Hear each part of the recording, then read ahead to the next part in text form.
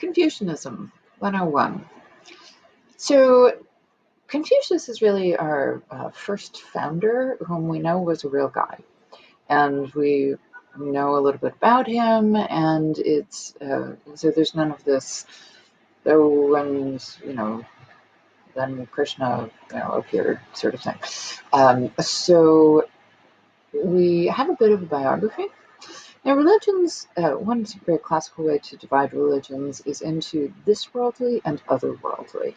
So is the religion concerned about your daily life, or is it more concerned about, what goes on in the sky and what happens to you after you drop dead? Confucianism is this worldly, right? It is almost exclusively concerned with your day-to-day experience. And it trusts society. It believes in good leaders. It believes in good family members. And it believes in good friends, right? So everything that it values is here. Now, Confucius himself was kind of a middle management administrator in China, and he so the Analects, which we have read selections from, that just means sayings, and you can use it in any context, right? So your Analects, my Analects. So the Analects reflect this man who is basically always asking himself a series of questions, right? Am I a good son, right? Number one.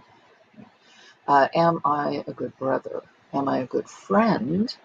And very, very importantly, am I a good public servant? And so your behavior is regulated by these relationships at all times. And there's very little attention given to, well, what happens if the guy in charge is evil, right? Confucius trusts the system. He does say that it used to be better back in, the golden days, and when everything was so awesome that heaven and earth were together because he couldn't tell the difference. And then as people got worse, heaven kind of went, and that the goal, right, of this enterprise is to bring them back so that they're the same in the future.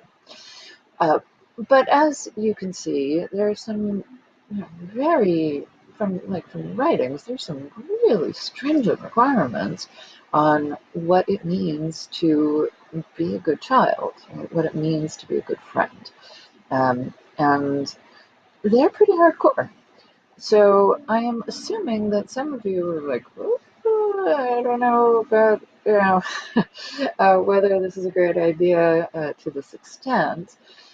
But yes, I just wanted to point out that this worldly focus cares very, very much about propriety, right, which we're going to see is called Li, rituals, and family and work and things that we would consider to be Confucian values are very rooted in being a productive member of society.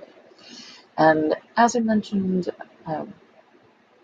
there's a theory, right, that China has obviously undergone a major economic resurgence lately, which is due in a large part to women going into work.